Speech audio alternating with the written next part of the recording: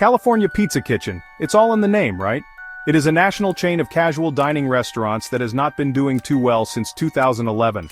About half of them have shut down in the United States, going from 265 locations all the way down to 131. But probably the most evident proof of the decline is the fact that the company filed for bankruptcy in July of 2020. I mean, that is never a good sign, right? So, obviously the pandemic had a negative effect on a casual dining restaurant where 78% of their customers would typically dine in the restaurant. But I do want to point out that half of the closings had already occurred in the years leading up to the pandemic, so there were already existing issues. Now, considering California Pizza Kitchen has had many different owners over its 4 decades of history, it can be difficult to put it all together into a comprehensive picture that explains how everything got to where it is today. So, I think it would be valuable to separately go through each of these owners and talk about the impact, positive or negative, that they had on the brand, starting off with the founders Larry Flax and Rick Rosenfield. Now, these are 2 unusual people to start a pizza chain, considering that both of them started out their careers as lawyers. They met each other in 1970, when they were working as federal prosecutors in Los Angeles. After a few years, they left to start their own firm where they became criminal defense lawyers.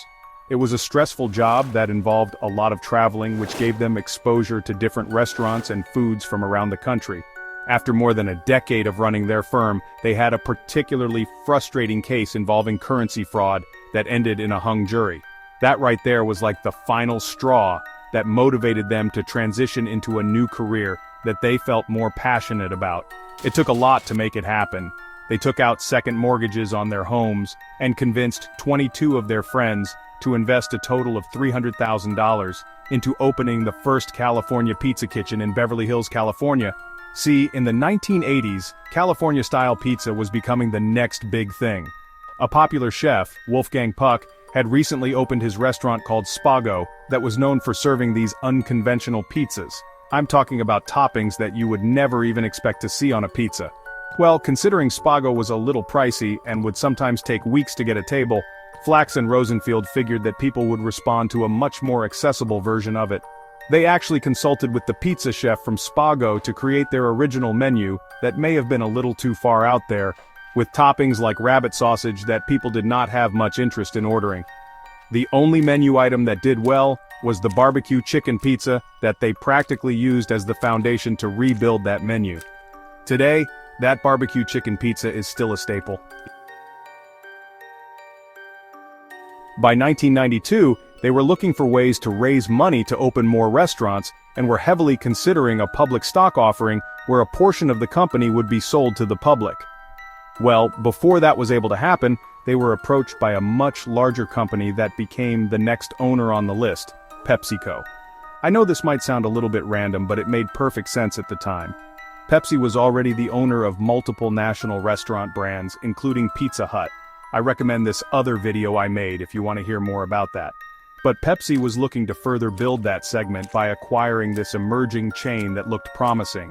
Larry Flax later referred to it as a deal we couldn't refuse, where Pepsi bought half the company that was quickly raised to 67% of it, giving them majority control. Flax and Rosenfield remained in charge, but Pepsi forced the change from serving Coke to Pepsi products in the restaurants and had this aggressive plan to expand the concept. Over the next 2 years, California Pizza Kitchen almost tripled in size, with new restaurants opening in major cities around the country, but it was a little rushed. Remember, this is a restaurant that sells unusual food. The pizza there is a lot different than what you would find at any of the leading chains like Pizza Hut. So comparatively, when opening a new restaurant, people might not be as receptive to it, meaning it could be trickier to find the right area with the right customer base. Flax and Rosenfield admitted that many of them were opened in neighborhoods that were not ideal. And on top of that, some of the ingredients were changed to save money, hurting their reputation. Honestly, looking back at this, the Pepsi acquisition may have already been the beginning of the end for California Pizza Kitchen. It led to some of its first major missteps that were soon followed by more major missteps.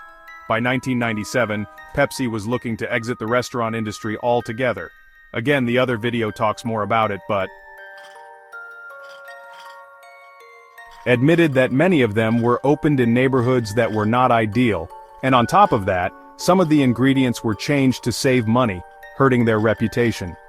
Honestly, looking back at this, the Pepsi acquisition may have already been the beginning of the end for California Pizza Kitchen. It led to some of its first major missteps that were soon followed by more major missteps. By 1997, Pepsi was looking to exit the restaurant industry altogether. Again, the other video talks more about it, but part of that plan involved selling California Pizza Kitchen to a private equity firm. I do want to mention that it was under their ownership in 1998, when California Pizza Kitchen made a licensing deal with Kraft to sell a line of frozen pizzas to be sold in supermarkets. That license was later sold to Nestlé in 2010 as part of a much larger deal that included multiple frozen pizza brands, including DiGiorno and Tombstone. Also, during that time, Flax and Rosenfield were replaced by a new CEO named Fred Hipp while remaining on the board, and there were some tensions there. Okay, I'm going to go back to my list because in the year 2000 California Pizza Kitchen became a public company. There was an initial public stock offering that raised over $72 million, most of which was used to pay down debt that they had accumulated from expanding too aggressively. And then, unfortunately, it seems like Fred Hipp led them back into the same trap where they again went into debt by expanding too aggressively. It was almost the exact same mistake as before, where they made a bunch of bad real estate deals and sacrificed quality to get a bunch of new restaurants opened. In 2003, likely due to all of the issues that the company was having, Flax and Rosenfield were reinstated as leaders of the company, and really slowed things down. To me, this seems like a much stronger period for California Pizza Kitchen. These two had learned from experience, and had more of a personal attachment to the restaurant, so they were careful with their decisions. The company was finally taking more time to research new locations, improving the existing ones, and quickly raising comparable store sales. But all of that success was short-lived because by 2009, sales were already falling again, mostly due to the recession. 70% of their restaurants were in or around shopping malls that saw a dramatic decline in traffic. Plus, casual dining in general was hurt by the economy. Fast casual concepts had already been taking away market share for over a decade, and this was kind of accelerating the process. In short, it was an unfortunate time to be a chain of mall-based casual dining restaurants. All of the chaos led to another change in ownership in 2011 when it was bought by another private equity firm. This time it was sold for $470 million, the highest price of any of these acquisitions, in part because California Pizza Kitchen was around its peak number of locations at the time. This sale caused Flax and Rosenfield to step down from the company for good, and despite some respectable attempts, the new leaders have not had great results. Truly, I would say that most of their issues were brewing in the previous decade and just continued getting worse. Declining mall traffic, customers shifting away from casual dining restaurants, and more people getting food delivered and eating at home. I mean, pizza is like the ultimate delivery food, right? So, as more people were having their pizzas delivered by the leading chains, fewer people were dining in at pizza restaurants like California Pizza Kitchen. Even looking back at Pizza Hut, they have aggressively shifted away from dine-in locations in favor of ones that only allow for pickup and deliveries. I think it's clear that trends in the industry have been working against California Pizza Kitchen, but they have been trying to fight it. Maybe the most aggressive attempt was in 2015 with their next chapter transformation, as they called it. It was pretty big. They remodeled a bunch of the restaurants, they trimmed down the everyday menu while adding seasonal options, and overall tried to appear more modern and give the customers more reason to visit. In 2018, they were the first national chain to serve their pizza with a cauliflower crust, but I do not think that any of it was too effective. Meanwhile, they were sinking back into debt because I imagine it must have been difficult finding money to pay for all of these menu changes and remodeling efforts while sales were continuing to fall. So in 2020, they were already in a vulnerable position when the pandemic caused an even more dramatic drop in sales to a point where it was overwhelming. They were over $400 million in debt, couldn't afford to keep up with their debt payments, so they filed for bankruptcy. The biggest effects of this bankruptcy were the fact that their debt was more than cut in half to a more manageable level, and there were new owners, the debt holders. Yeah, it was essentially a debt-for-equity deal where the people that had lent them money forgave some of the debt in exchange for ownership of the company.